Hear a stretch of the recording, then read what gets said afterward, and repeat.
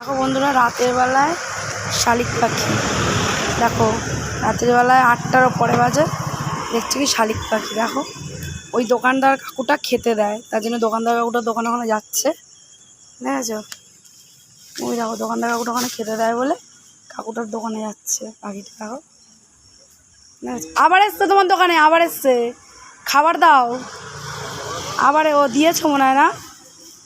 দেখো ও দেখো, আমার বাজে রাত্রি 8টা। খাবার দাও তো, যে ও দেখো কৌটো করে কাকু রেখে দিয়েছে। আয় আয় আয় আয়, কী দিচ্ছ এটা? চিড়ে ভাজা। এ দেখো রাত্রেবেলা, এত রাত্রেবেলা ও নেমেছে বাচ্চাকে খাওয়াবে বলে। দেখো আমি এত রাতে কোনোদিনও শালিক পাখিকে বেরোতে দেখিনি। মুখে করে খাবার নিয়ে